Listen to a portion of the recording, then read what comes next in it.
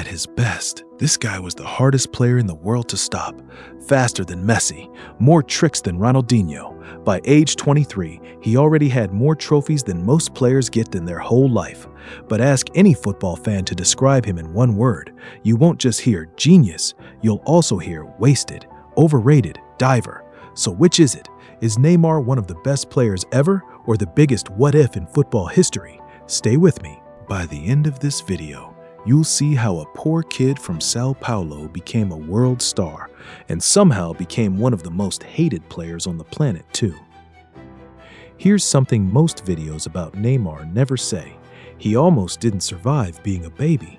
When he was only 4 months old, his family was in a bad car crash. His dad broke his hip so badly that it ended his own football career right there.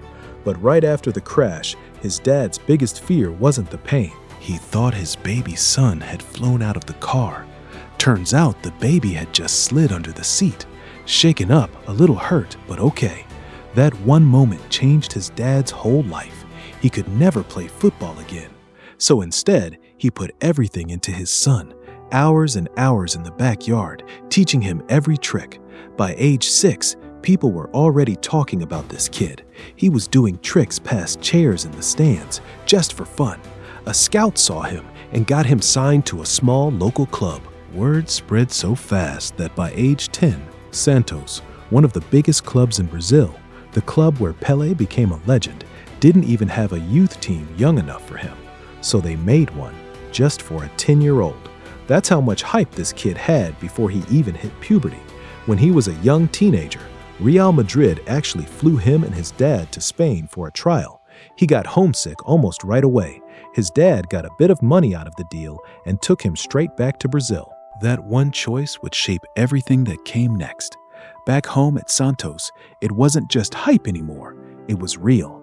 By 18, he was already a national obsession. He carried Santos to win the Copa Libertadores, South America's version of the Champions League.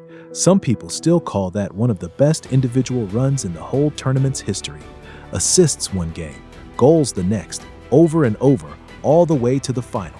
Then came the game everyone still talks about. Neymar went head-to-head with his childhood inspiration, Ronaldinho, in a match packed with goals. Neymar scored one of the best solo goals of his career that night. He even won an award for it, becoming one of the youngest players ever to get it.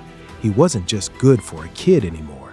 He was maybe the best player outside of Europe, full stop. By the time he left Santos, he had scored over 100 goals, won 6 trophies, and picked up more than 70 personal awards, all in about 4 years.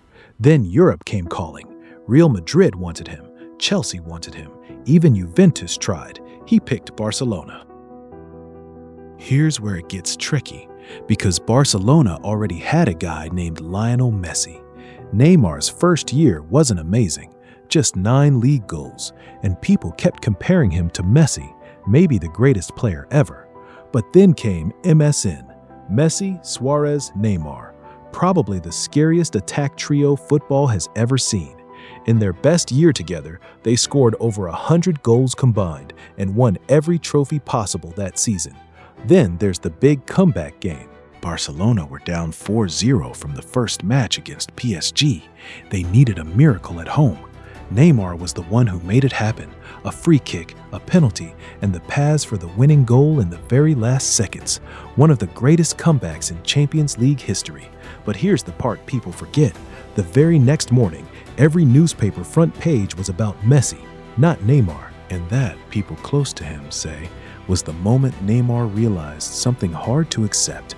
No matter what he did at Barcelona, he'd always come second.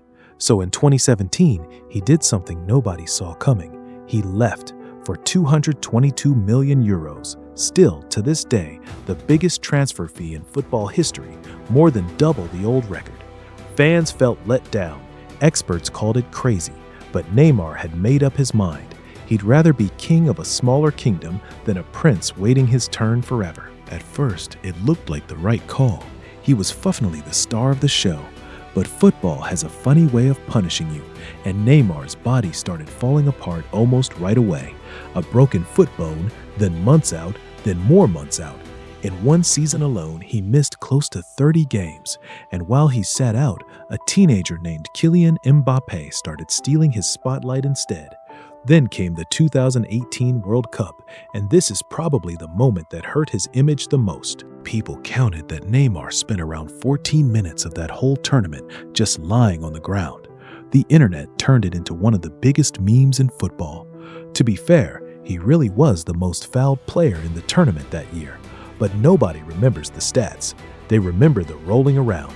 He did finally get PSG to their first ever Champions League final in 2020, but they lost to Bayern Munich just barely. And then, in the most PSG move ever, the club's answer to still not winning it all was simple: sign Messi too. The same guy Neymar left Barcelona to get away from was now standing next to him again.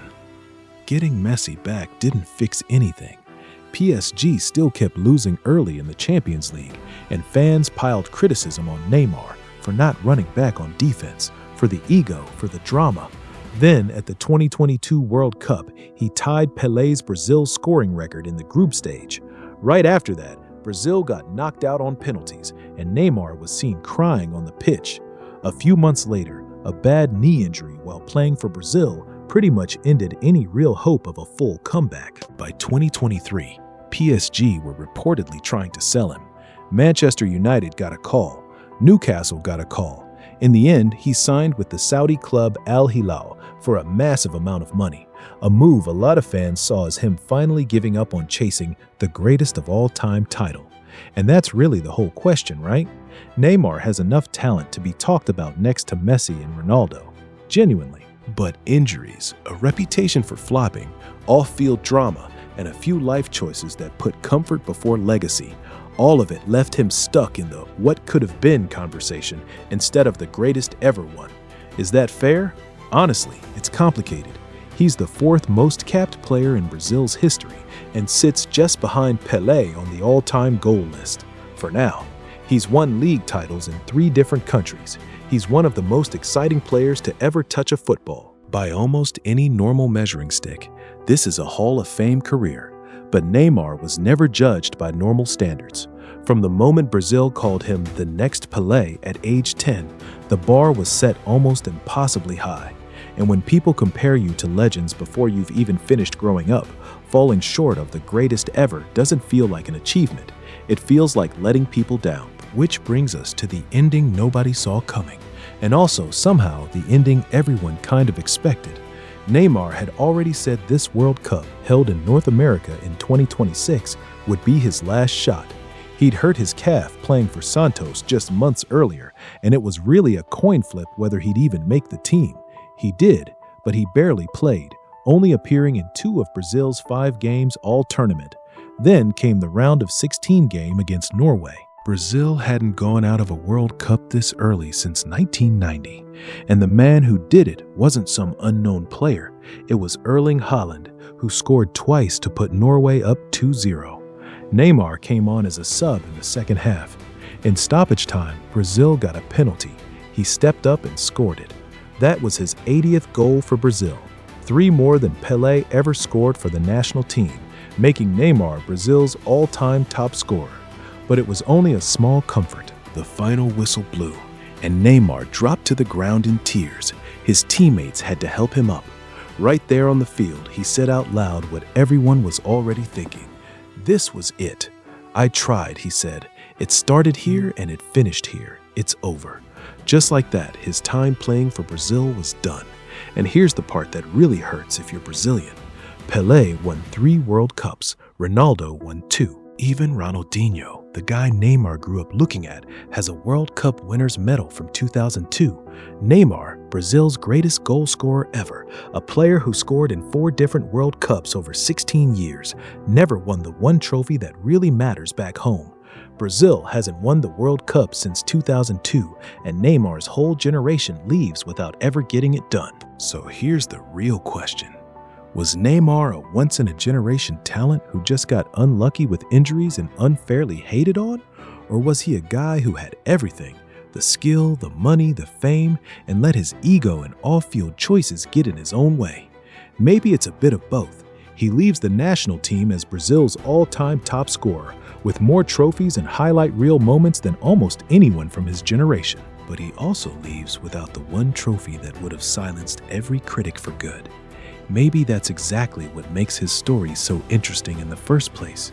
Tell me what you think in the comments. Was he a wasted GOAT-level talent, or did he do it to himself? And if you like this video, hit like and subscribe, because we've got a lot more stories like this one coming.